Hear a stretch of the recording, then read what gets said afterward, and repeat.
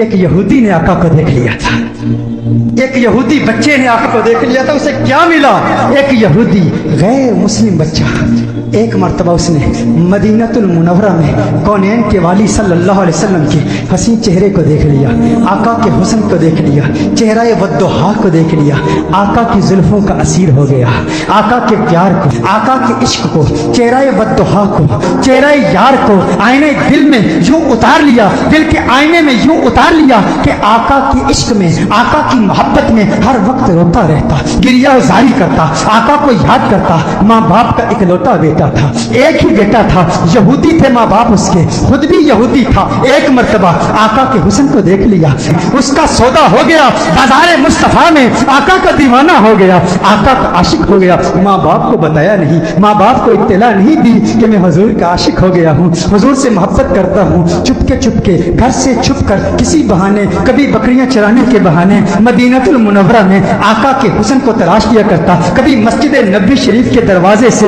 چپ کے آقا کا حسین چہرہ دیکھ لیا کرتا تھا، آقا کے حسن کو دیکھتا، آقا کی عظمتوں کے ترانے الاپتا. ایک وقت گزر گیا، ایک مدت بیت گئی، آقا کا دیدار نہیں ہوا. تمنائے دیدار مصطفیٰ صلی اللہ علیہ وسلم میں بیمار ہو گیا، بیمار عشق مصطفیٰ ہو گیا. اس قدر بیمار ہوا کہ بستر علالت کو اپنا بچھونا بنا لیا، وہ بستر پر آ گیا. ماں باپ پریشان ہیں، حیران ہیں، اسے کیا ہوا، اچانک اسے کیا ہو گیا. بے شمار فزیشنز کو بلایا، اپنے وقت کے معالج حکیموں کو بلایا، اطباء کو بلایا، لیکن کسی کو پتہ نہ چلا اس کا مرض کیا ہے، اس کا مرض کیا ہے. کوئی ظاہری سمٹمز نظر نہیں آ رہے، زخم نظر نہیں آ رہا، گویا زبان حال سے کہہ رہا ہے یہ زخم طیبہ ہے، یہ سب کو نہیں ملتا، کوشش نہ کرے کوئی اس زخم کو سینے کی.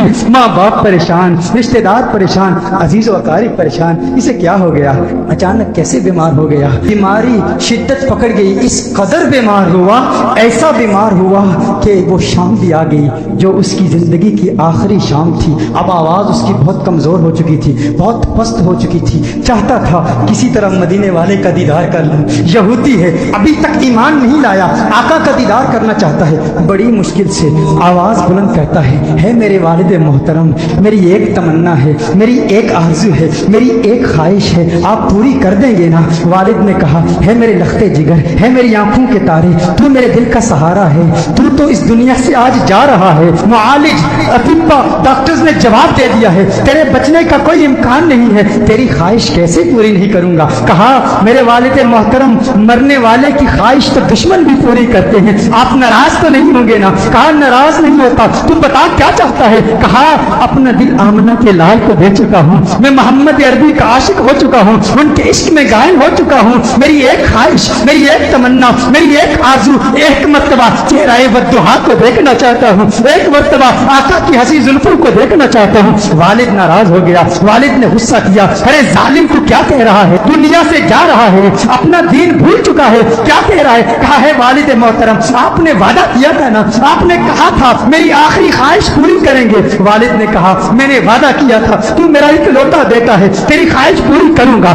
آقا کی بارگاہ میں پیغام پہنچایا گیا، رسول اللہ صلی اللہ علیہ وسلم کی بارگاہ میں پیغام پہنچایا گیا. ایک یہودی ہے پر ہے آپ کا دیوانہ، آپ کا عاشق ہے. میرے آقا رحمت للعالمین ہیں، وہ ساری کائنات کے لیے رحمت ہیں، فقط مسلمانوں کے لیے رحمت نہیں، وہ ہر مذہب سے تعلق رکھنے والوں کے لیے رحمت ہیں، فقط انسانوں کے لیے رحمت نہیں، وہ تو نباتات کے لیے رحمت ہیں، وہ تو جمادات کے لیے رحمت ہیں، وہ تو شجرات کے لیے رحمت ہیں، وہ تو جنات و ملائکہ، وہ ساری کائنات کے لیے رحمت ہیں. میرے آقا کا اندازے دل برانہ دیکھیے. میرے آقا نے صحابہ سے فرمایا صحابہ اٹھو، ایک یہودی ہے پر مجھ سے پیار کرتا ہے، دنیا سے جا رہا ہے، آؤ اس کے پاس چلتے ہیں. میرے آقا یہودی بچے کے گھر میں چلے جاتے ہیں. وہ یہودی بچہ آقا کا انتظار کرتے کرتے اب اس کی آنکھیں بند ہو چکی تھی.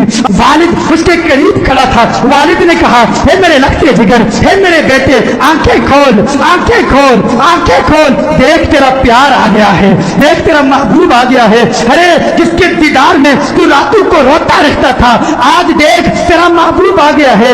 اس کی جاتی ہوئی روح گویا اپنے محبوب کا نام سن کے لوٹ آئی، آنکھیں کھولتا ہے، آقا کا چہرہ دیکھتا ہے، آقا سے عرض کرتا ہے، کہتا ہے یا رسول اللہ صلی اللہ علیہ وسلم، آقا آپ کا حسین چہرہ دیکھنے کا خواہش مند تھا، آج دیدار ہو گیا۔ ایک تمنا، ایک آرزو، یا رسول اللہ میرے پاس کوئی نمازیں نہیں ہے، میرے پاس کوئی روزے نہیں ہے، کوئی عبادت نہیں کی، متقی نہیں ہوں، قرآن کا قاری نہیں ہوں، کچھ بھی نہیں ہے، فقط آپ کا پیار ہے۔ یا رسول اللہ کیا میری نجات کا امکان بھی ہے؟ کیا میری نجات بھی ہو سکتی ہے؟ یا رسول اللہ کیا مجھے بھی مغفرت کا پروانہ مل سکتا ہے؟ آقا نے ارشاد فرمایا ہاں کلمہ توحید پڑھ، میں تیری نجات کی ضمانت دیتا ہوں۔ وہ آقا کے قدموں میں گر جاتا ہے، آقا کے قدموں میں گر کے کہتا ہے منزل قبر سے لے کر دخول جنت تک آپ کی ضمانت پر کلمہ پڑھتا ہوں۔ کلمہ توحید پڑھتا ہے، جان اللہ کے سپرد کر دیتا ہے۔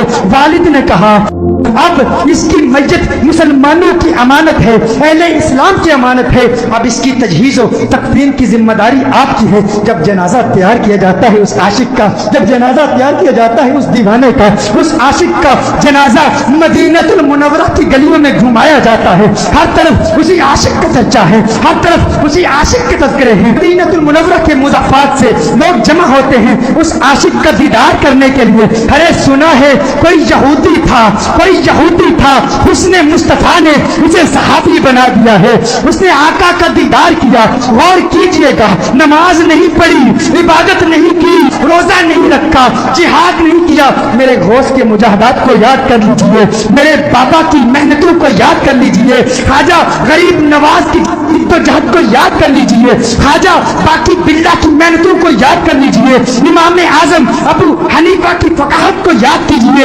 امام احمد بن حنبل کی جد و جہد کو یاد کیجئے، امام شافعی کی فقاہت کو یاد کیجئے، اماموں کی فقاہت، ہمت، جد و جہد، مجاہدوں، ریاستوں کو یاد کیجئے۔ وہ سب اس یہودی کا مقابلہ نہیں کر سکتے جو پہلے یہودی تھا اب صحابی ہو گیا ہے، ایمان کی حالت میں آقا کا دیدار کیا۔ یہ غوث اعظم سے بھی بڑا ہے، یہ خواجہ غریب نواز سے بھی بڑا ہے۔ سب دیکھنے کے لیے آئے ہیں، دیدار کریں اس صحابی کا جس نے فقط ایک مرتبہ آقا کو دیکھا اور ایسے بلند بالا اور فو اعلیٰ مقام پر فائز ہو گیا۔ اچانک اس کے چہرے پر سے کفن اٹھایا جاتا ہے، صحابہ یہ منظر دیکھ کر حیران ہو جاتے ہیں کہ اس کے چہرے سے نور کی کرن نکلتی ہے، آسمان کی طرف پھیل جاتی ہے، سارے حیران ہیں۔ وہ صحابی جو پہلے یہودی تھا آقا کا دیدار کیا، ایمان لایا، اس کی میت مسکرا رہی ہے، اس کے چہرے پر لبوں پر تبسم نظر آ، سب حیران ہیں۔ ایک عجیب و غریب منظر صحابہ نے دیکھا، صحابہ دیکھ رہے ہیں کہ آقا پاؤں کے پنجوں کے بل چل رہے ہیں، پنجوں کے بل چل رہے ہیں، آقا یوں چل رہے ہیں۔ صحابہ عرض کرتے ہیں یا رسول اللہ صلی اللہ علیہ وسلم اس کی کیا حکمت ہے؟ آقا نے ارشاد فرمایا عالم بالا کے فرشتے میرے اس عاشق کو دیکھنے کے لیے اس تعداد میں آئے ہیں، اس کثرت سے آئے ہیں، زمین پر پاؤں رکھنے کی جگہ نہیں ہے، پنجوں کے بل چل رہا ہوں۔ میرے آقا صلی اللہ علیہ وسلم اس عاشق کو جنت البقیع میں لے جاتے ہیں، خود اپنے ہاتھوں سے اسے دفناتے ہیں۔ صحابہ منظر دیکھتے ہیں، حیران ہیں، آقا بہت دیر لگا دیتے ہیں۔ آقا جب اس کی قبر سے باہر آتے ہیں تو آقا کے ماتھے پر پسینہ ہے۔ صحابہ عرض کرتے ہیں یا رسول اللہ صلی اللہ علیہ وسلم آقا کیا ہوا، اتنا وقت کیوں لگا؟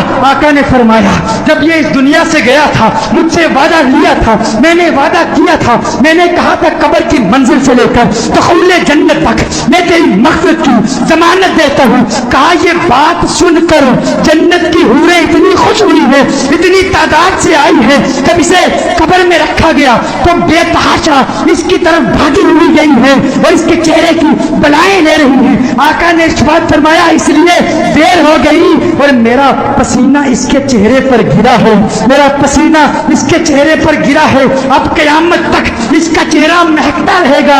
ارے سلام پیش کرتے ہیں اس دیوانے کی بارگاہ میں جس نے آقا کو دیکھا اور اسے یہ مقام ملا۔ وہ آج بھی وہ قبر میں کہہ رہا ہوگا یہ ناز یہ انداز ہمارے نہیں ہوتے، جولی میں اگر ٹکڑے تمہارے نہیں ہوتے، بے دام ہی بک جائیے بازار نبی میں، اس شان کے سودے میں خسارے گزارے نہیں ہوتے، ملتی نہ اگر بھیک حضور آپ کے در سے، اس ٹھاٹ سے منگتوں کے گزارے نہیں ہوتے، اس ٹھاٹ سے منگتوں